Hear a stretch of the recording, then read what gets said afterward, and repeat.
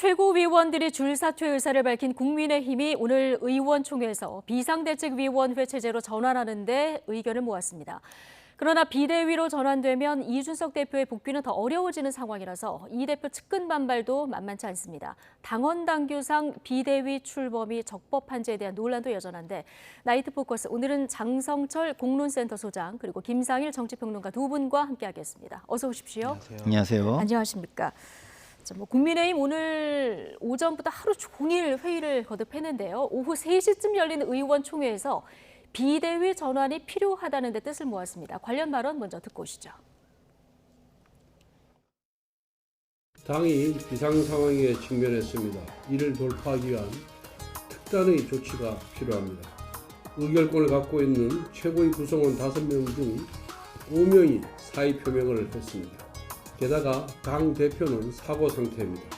현재의 혼란을 극복할 수 있는 현실적 방법은 비대위 체제로의 전환이라는 다수의 목소리를 들었습니다. 비상 상황이라고 하는 의견에 극소수의 의원님들을 제외하고 모두 동의하였습니다. 최고위에서 결정되면 공고하고 그러고 나면 상임 정국위를 열어서 결정이 됩니다. 결정은 거기서 합니다. 네.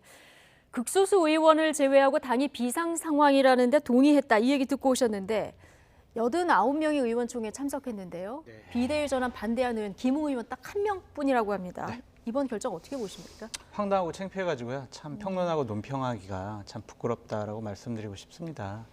당이 비상 상황이기 때문에 비대위를 만들어야 되겠다라고 한 것이 아니라 비대위를 만들려고요. 당을 비상 상황으로 몰고 갔다. 이렇게 평가할 수밖에 없습니다.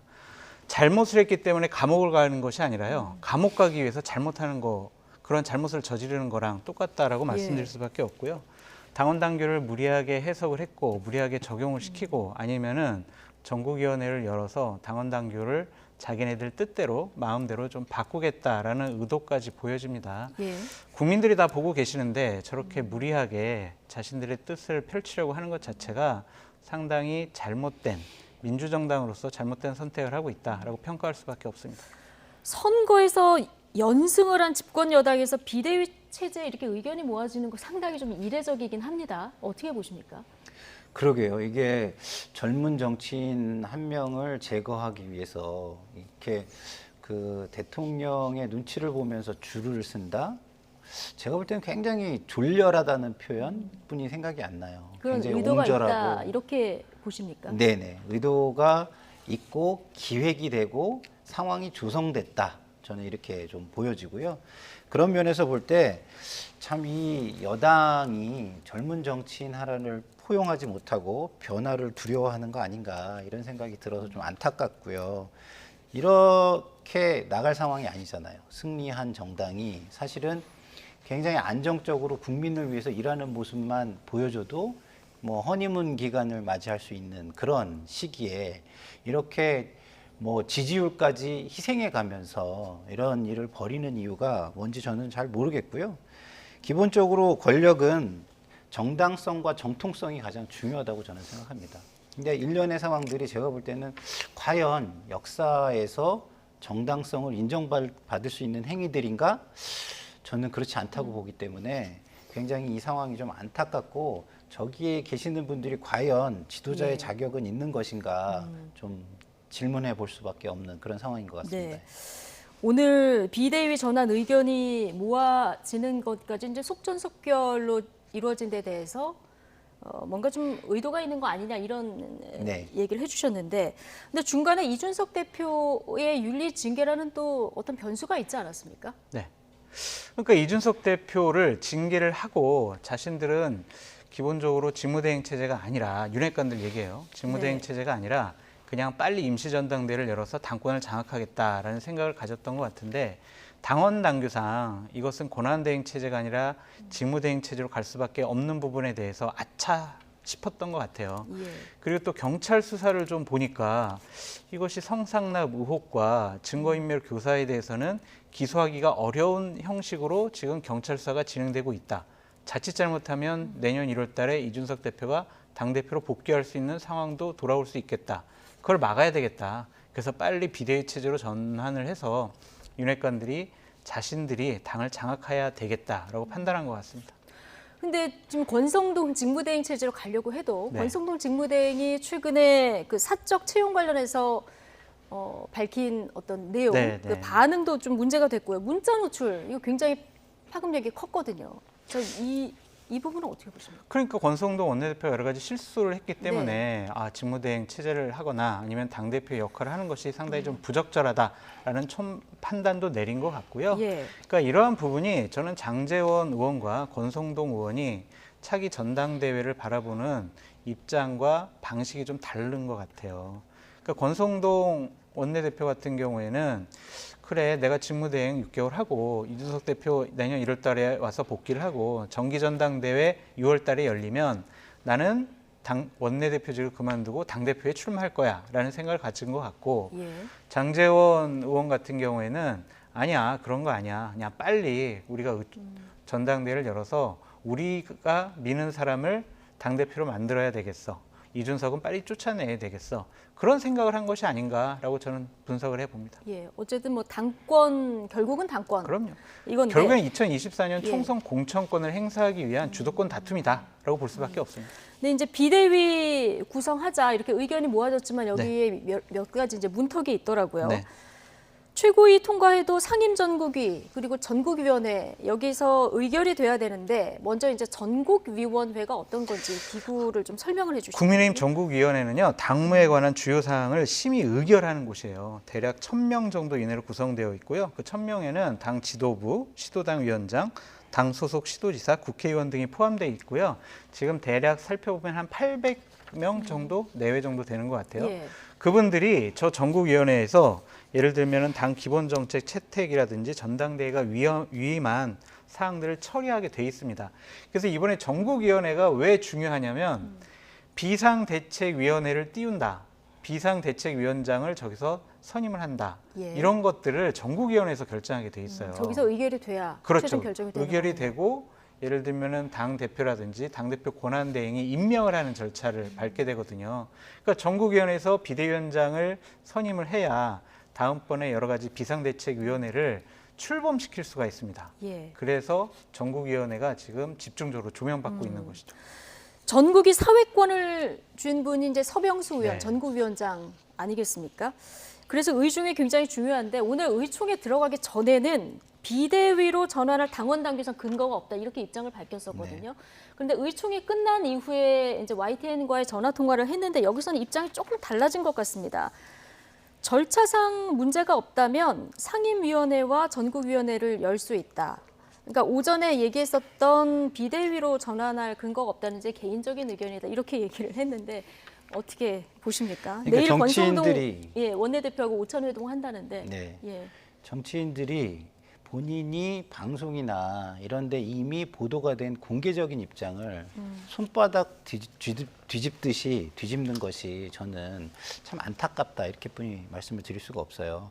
서병수 위원장께서 처음에 얘기한 법적 근거가 없다. 이거는 굉장히 그야말로 원리적인 이야기거든요. 예. 원칙적인 이야기거든요. 근데 그것을 바꾸는 게 정치적인 어떤 메시지로 바뀌어버렸어요. 절차적인 문제가 없다면. 그러면은 그 전에 한 얘기는 본인이 그 유권 해석을 했을 때 이거는 문제가 있다라고 얘기를 한 것을 뒤에서는 어떻게 얘기를 하는 거냐면 이게 내가 판단하지 않겠다. 이렇게 얘기를 하고 있는 거거든요. 저 중진 의원께서 어떤 일이 있었길래 그렇게 되는 것인지 저는 잘 모르겠는데요. 예. 기본적으로 지금 보여지고 있는 모든 리더십이 제가 볼 때는 어떤 한 조직의 형님 리더십 정도뿐이 안 되는 것 같아요.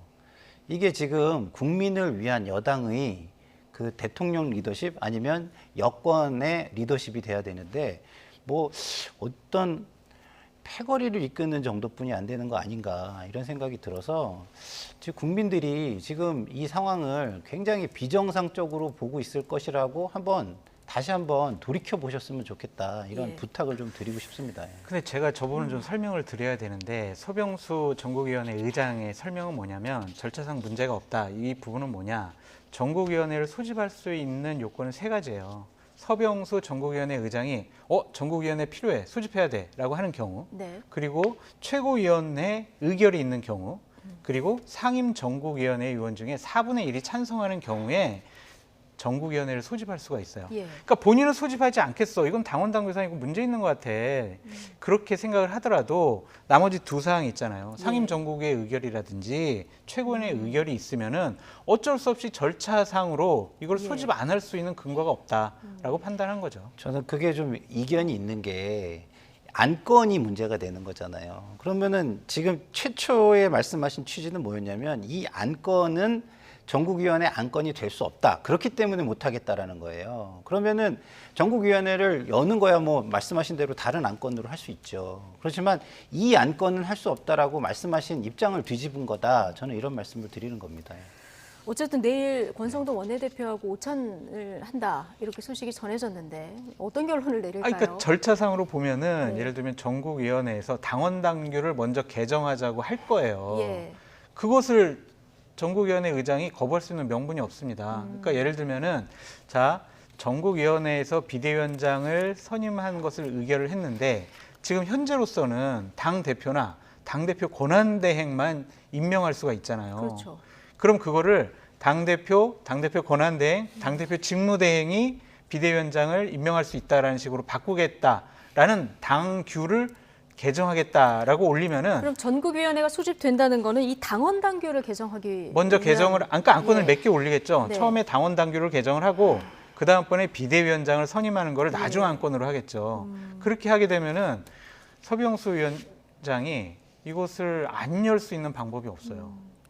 그렇기 때문에 어쩔 수 없이 절차상으로 요구가 들어오면 열 수밖에 없다라고 얘기하는 거죠. 절차상으로 어쩔 수 없다. 그런데 이 해석을 또 당내에서 달리하는 분들도 있기 때문에 그렇죠. 나중에 절차상으로 또 문제가 될 소지는 없을까요? 그러니까요. 이게 진짜 뭐 전국위원회에서 갑자기 당원 당규를 개정한다?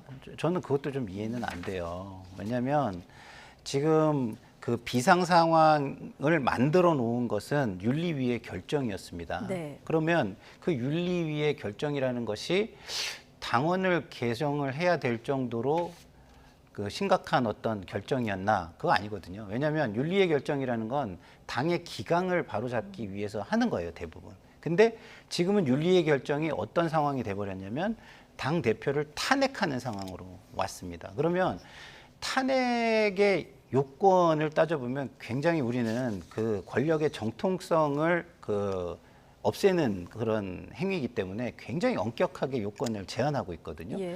그러면 그런 요건들이 충족되지 않은 상황에서 그걸 다 띄워놓고 뒤에 후행적으로 그 요건을 만들어내기 위한 당원 당규를 개정을 한다? 그것을 누가 정당한 절차의 정당성을 지녔다라고 볼 수 있겠습니까? 그래서 문제를 제기하는 것이죠. 지금의 당원 당규로는 이런 것들을 지금 진행할 수 있는 절차가 없는 것인데 그 절차를 만들어서 진행하겠다. 예. 뭐 이거는 제가 볼 때는 거의 뭐 친위 쿠데타 수준의 행위들이 아닌가 이런 생각이 듭니다. 할 수 있다 해도 너무 무리가 되는 절차다. 그렇죠. 예. 그러니까 저는 예. 제가 그러한 당원당규 개정 절차를 위해서 전국위원회 성립이 되는 게 문제가 없다라고 얘기한 게 아니라 예. 서병수 의장 입장에서는 이런 식으로 어쩔 수 요구가 들어오면 없는. 어쩔 수 없다라는 걸 설명드린 거지. 저는 이런 전국위원회를 소집하는 것 자체는 김상일 평론가님 말씀처럼 잘못된 일들이 벌어지고 있다라고 말씀드립니다. 뭐 국민의힘 의원들도 모두 뭐 절박하다 이런 인식에 공감하지 않을 의원은 없을 것 같은데요. 두 분 모두 오늘 쓴소리를 많이 해주고 계십니다. 친 이준석계로 분류되는 김용태, 정미경 최고위원이 비대위 전환에 반대한다는 점도 여전한 변수입니다. 두 최고위원 발언 차례로 듣고 오시겠습니다. 비대위를 하면은요. 이준석 대표에 대해서 제명하는 거라니까요. 다시 당대표로 돌아오지 못하게 하는 효과를 가져오게 되잖아요. 우회적으로. 그러면 그거를 법원에서는 이거는 윤리위의 결정을 무력화시키는 걸로 볼 수가 있기 때문에 이건 충분히 문제가 있죠. 그리고 전국위원회 소집도 그렇게 만만치가 않아요. 저는 처음에는 설마 했거든요. 근데 이제 지금 와서 보니까요. 이준석 대표를 내쫓으려고 하는 거였구나. 그게 다 드러났다는 생각이 드는 거예요. 보궐을 통해서 지도 체제를 다시 정비하면 되는 것이지 이것이 왜 비대위로 가야 되는지 저는 잘 모르겠고요. 권성동 직무대행께서 직무대행직을 내려놓겠다라는 말씀을 하셨는데 이건 말이 안 되는 말이에요. 대통령 사고 상황에 국무총리가 저는 국무총리직은 유지하고 직무대행은 안 하겠습니다라고 말하면 어느 국민이 납득하겠습니까? 이제는 원내대표도 사퇴하셔야 된다고 생각합니다. 네. 대통령 사고 시 국무총리 그 직무대행에 대한 예를 들어서 원내대표라서 대표 직무대행을 하는 건데 대행만 사퇴하는 게 이게 말이 되냐 이런 논리거든요. 어떻게 들으셨습니까? 그러니까 웃긴 상황이 지금 벌어진 거예요. 그러니까 예를 들면은 당대표 직무대행을 권성동 원내대표가 나 안 해 이렇게 됐잖아요. 그러면은 당원 당규상 당대표 직무대행이 차순위로 넘어가야 되는데 그게 안 되는 거예요. 예. 그냥 권성동 원내대표가 나 안 해 한다고 하더라도 직무대행은 지금 권성동 원내대표가 될 수밖에 없어요. 왜냐하면 당원에 당연히 원내대표가 1순위로 당대표 직무대행을 한다라고 되어 있고 차순위로는 어떻게 돼 있냐면 다득점자 최고위원들이 하는 거예요. 그러면은 권성동 원내대표가 원내대표까지 그만두고 직무대행 그만두게 되면은 차순위 최고위원이 정미경 최고위원이에요. 지금 네. 남아있는 사람이. 그럼 당대표 직무대행은 정미경 최고위원이 당대표 직무대행이 돼야 되는 거예요. 당원 당규상. 예. 근데 원내대표직을 그만두지 않으니까 당대표 직무대행이 지금 붕 떠버렸어요. 예. 근데 당원 당규상은 아직도 권성동 원내대표가 당대표 직무대행인 이상한 상황이 돼버린 겁니다. 예. 그렇기 때문에 이게 지도체제가 완전히 지금 난장판이다라고 말씀드릴 수밖에 없어요. 참 복잡합니다. 어쨌든 홍준표 대구시장이 비대위 전환보다 지도부가 전부 총사퇴를 하고 원내대표를 새로 뽑고 그렇게 되면은 이준석 대표 체제 공백을 이렇게 메워나가는 게 정도 아니냐 이렇게 얘기를 했는데 이 의견은 어떻게 보십니까? 정도가 아니죠. 정도가 아니다 꼼수죠. 이것도. 저게 꼼수고 저는 정도는 이렇다고 봅니다. 이준석 대표가 지금 자격이 정지돼 있긴 하지만 현재 당대표인 거예요, 사실은. 네. 그러면 이거를 만약에 정말 이준석 대표를 같은 당을 하는 사람이라는 걸 인정한다면 저 같으면 이준석 대표를 찾아가서 이 상황을 설명을 하고 예. 어떻게 했으면 좋겠냐라고 의논을 해서 합의된 해결책을 구하겠어요. 이준석 대표도 지금 상황에 책임이라는 게 존재할 거 아니에요. 그러면은 지금 이 상황에는 어쩔 수 없으니 우리 양쪽이 합의할 수 있는 사람으로 해서 비대위를 꾸려갑시다. 이렇게 저는 나올 것 같거든요. 비대위를 꾸리는데 당대표가 합의하에 네. 왜냐하면 이준석 대표도 그렇게 책임을 지워주면 현 상황을 타개할 수 있는 방법이 마땅한 게 별로 없잖아요. 그럼 현실적으로 정치로 해결해야 되겠다 생각해가지고 그러면은 새로운 사람을 비대위로 영입을 하던가 비대위원장을 세웁시다라고 동의를 해주면서 이 정치가 이루어질 것 같은데 이준석 그러니까 좀 정지돼 있는 당 대표를 배제하고 지금 당 대표인 건 분명한데 배제하고 모든 거를 당 대표가 아닌 사람들이 쿠데타 진행하듯이 이렇게 해버리니까 이 모든 상황이 꼬이는 겁니다. 좀 전에 장성철 소장님께서 얘기해 주셨듯이 권성동 원내대표가 나 안 하겠다고 사퇴 의사를 밝혔어요. 직무대행을. 그럼 다음 직무대행은 정미경 최고한테 넘어가야죠. 왜 안 넘어가고 있어요? 이상하잖아요. 예? 이거는 제가 볼 땐 권력작용이지 어떤 형식적인 제도가 작동하고 있다라고 보기 어렵다라고 저는 봅니다. 예. 그러니까 홍준표 대구시장 얘기는 원내대표를 그러니까 새로 뽑아가지고 지도부를 새로 구성하자는 거거든요. 그러면 이제 이준석 대표의 6개월 그 당원권 정지는 유지가 될 수 있는 상황이 되는 거니까 이런 취지의 얘기인 것 같은데요. 그렇죠. 근데 그것이 이제 합리적이다라고 홍준표 대표가 얘기를 하시는데 지금 이제 대통령실이나 네. 아니면 윤핵관 쪽에서는 만약에 권성동 원내대표가 원내대표를 그만뒀어요. 원내대표 할 사람이 없어요. 그러니까 중진원 중에서. 네. 지난번에 권성동 원내대표랑 같이 경쟁했던 분은 조혜진 의원이었거든요. 그러면은 현실적으로 3선 이상에서 원내대표에 출마할 수 있는 사람은 장제원 의원밖에 없어요. 그럼 장제원 의원이 원내대표가 돼가지고 당대표 직무대행을 해요.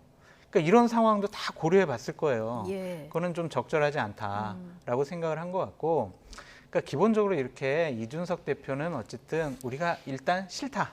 그리고 이준석 대표가 당대표로 복귀하는 것도 적당하지 않다. 우리가 빨리 당대표를 장악을 해서 다음번 공천권을 행사해야 되겠다라는 목적으로 하고 있기 때문에 당원 당규는 어느 정도 무시하고 전국위원회를 열어서 자기네 입맛대로 당원 당규도 바꿔서 지도체제를 꾸리겠다라고 예. 볼 수밖에 없습니다. 앞서 정미경 최고위원 발언 들어보셨지만 설마 했는데 이준석 대표를 내쫓으려고 한 거구나 그런 생각이 든다 이런 얘기를 듣고 오셨는데 네. 지금 비대위 전환이 현실화되면은 이준석 대표가 당으로 복귀하는 거는 현실적으로 더 어려워지는 건 맞는 거죠. 그러니까 비대위 체제라는 게 권력의 작용이거든요. 그러면은 그 권력은 자기 권력을 강화하려는 속성을 가질 수밖에 없어요. 그러면은 지금 이 상황이 온 것도 어떻게 보면 이준석이라는 어떤 정치적인 인물을 그 상대편에서 정적을 제거해가는 과정 중에 하나였는데 갑자기 이게 뭐 이준석 대표를 받아들이는 상황이 올 것이다.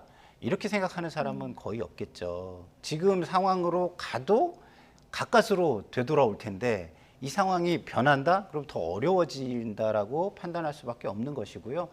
그 상황이 만약에 온다면은 아마 이준석 대표는 정말 어려운 결단을 해야 하지 않을까 이런 생각이 좀 어려운 듭니다. 결단? 예, 그게 뭐 어려운 결단은 여러 가지죠. 어떤 법적 투쟁을 들어간다거나, 네. 예, 뭐 이런 것들을 통해서 자기의 권리를 구제한다거나 아니면은 뭐 그 당원들과 함께 어떤 시위에 나서거나 뭐 이런 네. 상황을 저는 맞이할 수도 있다고 생각합니다. 그러니까 예. 이 상황이 좀 웃기다라는 걸 다시 한번 좀 제가 상황 설명을 해드릴게요. 전국위원회에서 비대위원장을 그 의결을 했어요.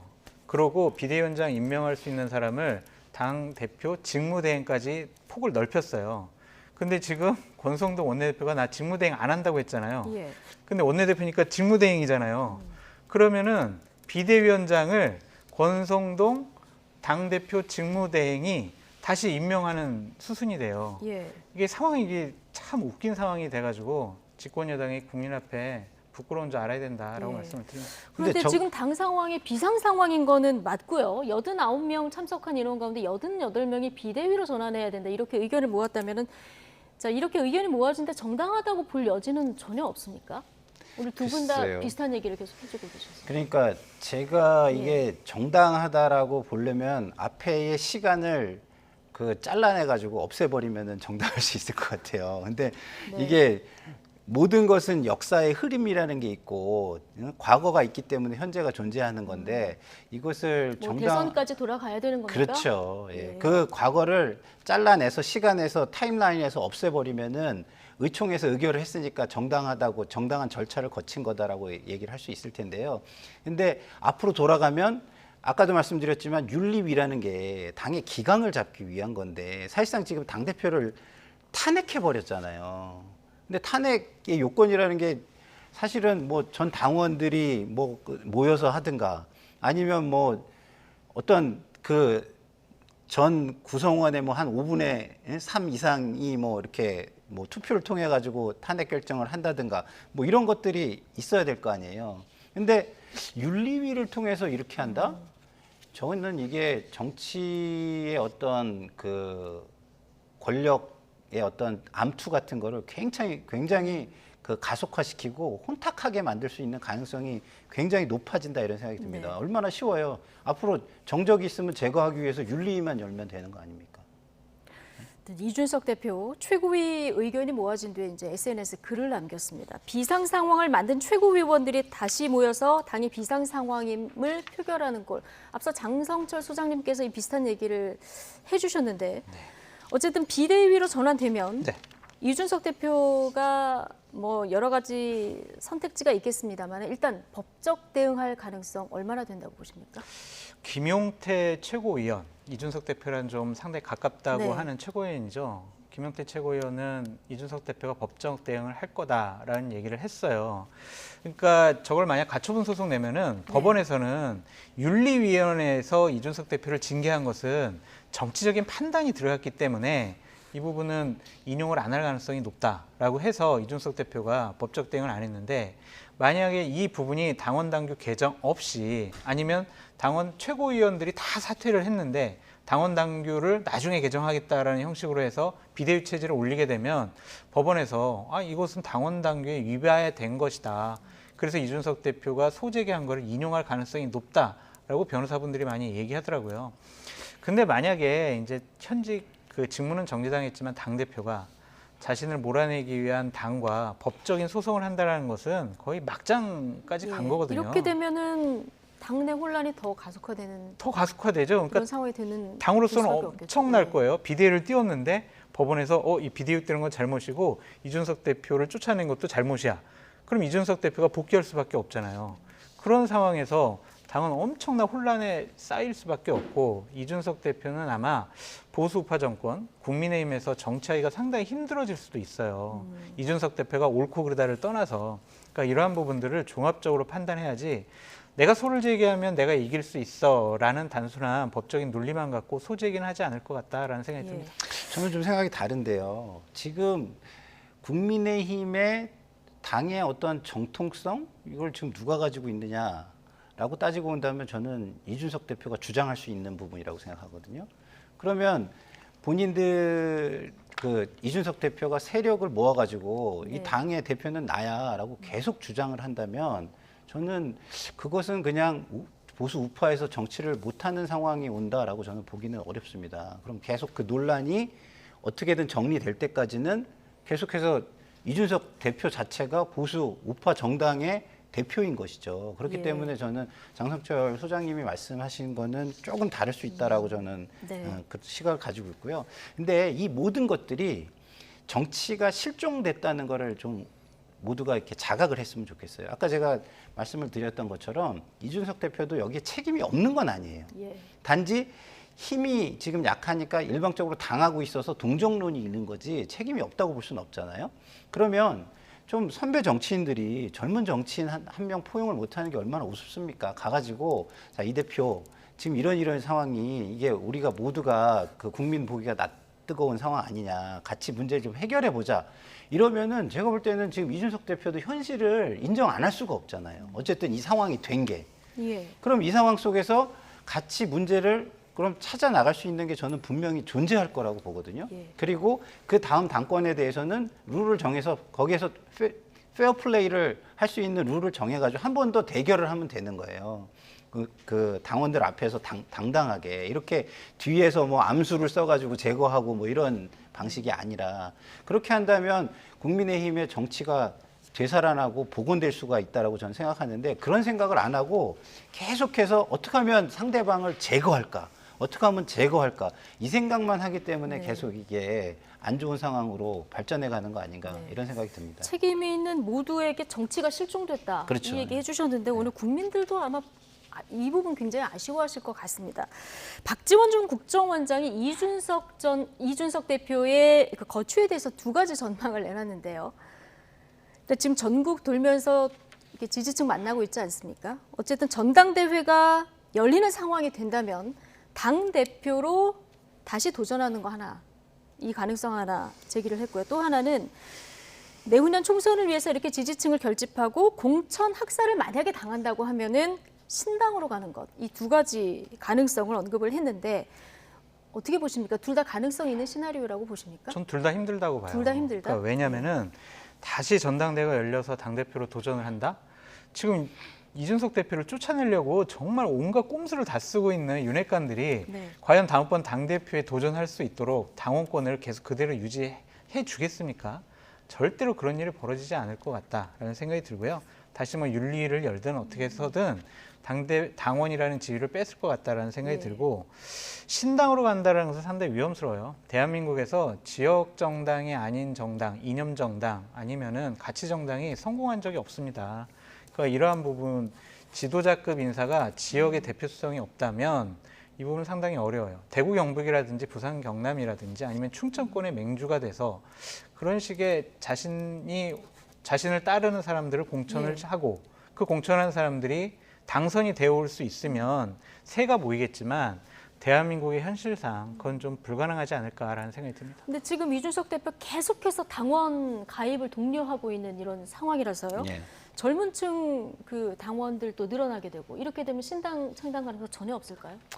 그게 이제 저는 장성철 소장께서 잘 말씀해 주셨다고 생각하는데 그 유승민 의원의 경험이 우리에게 있잖아요. 이게 어떤 그 오랜 전통이 있는 정당에서 나가가지고 새롭게 한다는 게 굉장히 어려운 겁니다. 근데 아까 제가 말씀드렸지만 이준석 대표 입장에서는 본인이 억울하게 지금 뭐 탄핵도 아닌 탄핵을 지금 당한 거거든요. 그럼 지금 안에서 정치적으로 싸울 수 있는 명분도 충분하고요. 법적으로 싸워볼 만한 뭐 저는 부분이 있다고 생각하고, 그런 경우에 이준석 대표 입장에서는 왜 내가 나가? 당신들이 나가서 그러면은 해. 예? 이러고 예. 싸울 수 있는 부분이 저는 있다고 봅니다. 물론 지금 대통령이 계신 정당이기 때문에 권력이 글로 몰려 있어서 쉽지 않은 싸움이 되겠지만, 그래도 밖에 나가는 순간 싸움의 명분은 저는 굉장히 약화될 것이라고 생각하기 때문에 뭐 이준석 대표는 제가 볼 때는 밖에 나가서 신당을 할 가능성은 저라면 예. 없을 것 같아요. 없을 것 같다. 네. 어쨌든 박지원 전 원장이 제시한 두 가지 시나리오, 두 분 다 가능성이 없다, 이렇게 전망을 해주셨고요. 국민의힘 내홍 사태를 두고 야당에서는 맹공을 쏟아내고 있죠. 자, 우상호 비대위원장, 그런데 특히 휴가차 미국에 간 안철수 의원을 연일 비판하고 나섰습니다. 발언 듣고 오시죠. 적어도 지금 집권당의 이런 혼란에 대해서 안철수 의원 정도는 자기만의 색깔을 보여주면서 수습안을 내야 될 때가 아닌가요? 근데 미국을 가신다고 들었습니다만, 도피성 혹은 거리두기용 방미다 이런 분석도 나오는데, 어쨌든 윤석열 정부의 승리에 단일화로 기여하신 분 아닙니까? 결국 만약에 조기 전당대회를 한다고 하면 안철수 의원이 안 나서시겠습니까? 그러면 설거지는 다른 사람한테 맡기고 전당대회만 출마하겠다는 의도로 보여줘서 그런 문제를 미리 지적한 것이죠. 네, 어제 오늘 뭐 안철수 의원을 연일 비판하고 나섰는데, 자, 우상호 비대위원장 이렇게 비판을 하는 데는 대선 때 막판 단일화가 있지 않았습니까? 여기에 대한 앙금이 좀 남아있는 것 같아요. 그것도 남아 있다라고 생각이 들고요. 예. 또 국민의힘에서 또 당대표로 언급이 되고 또 2027년 대선 후보로도 생각이 되니까 미리 견제하는 거라고 미리 생각이 견제. 드는데, 예.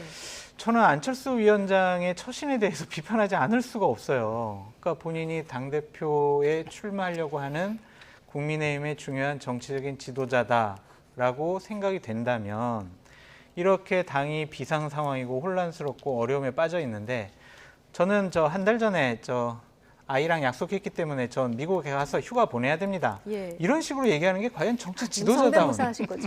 좀 더 잘했어야 되는데 죄송합니다. 그러니까 그게 맞느냐, 네. 그런 정치적인 판단이 맞느냐라는 것에 대해서는 저희가 비판을 해봐야 될 것 같아요. 네. 지도자라면 당을 위해서 자신의 개인적인 휴가 일정 없을 수도 있잖아요. 예. 그래서 당의 혼란을 수습하고 여러 가지 어려움을 좀 극복해 나가는데 힘을 보태야지, 나는 당이 어려워도 잘 모르겠어, 한 달 전에 약속한 난 휴가 떠날 거야, 이게 과연 책임 있는 정치 지도자의 모습인지 회의적입니다. 유력 차기 당대표라면 이렇게 당이 복잡한데 지금 휴가를 꼭 가야 되냐, 이런 문제점을 제기하셨는데 동의하십니까? 뭐 제가 아까도 얘기했지만 지도자라면 정치를 복원하는 데 노력을 해야죠. 예? 근데 사감들이 있으니까 그 사감을 실현하는 데만 집중을 하시는 것 같아요. 그러면 사적 감정을 사적 보복을 하는데 뭐 집중한다? 저는 이거는 근대 국가 형성이 된 이후에 있어서는 안 되는 일이라고 생각하는데, 그걸 지도자들이 그렇게 한다? 예. 그럼 일반 국민들이 앞으로 어떻게 하겠습니까? 아, 우리도 사적 보복을 해도 되는구나, 감정대로 남을 이렇게 치받아도 되는구나, 이렇게 생각할 수밖에 없잖아요. 그런 어떤 차원에서 볼 때 좋은 모습은 아니죠. 좋은 모습은 아닌데, 근데 우상호 대표께서 안철수 대표에 대해서 지금 저렇게 얘기하면 저는 오히려 안철수 대표를 좀 띄워주는 것 띄워주는 같아서, 것 같다. 예. 예. 그래서 타이밍상은 좀 저는 좀 이렇게 전략상 적절했는지, 좋지 않다, 이렇게 예, 보시는 전략상으로는 그렇게 좋은 것 같지는 않아요. 네.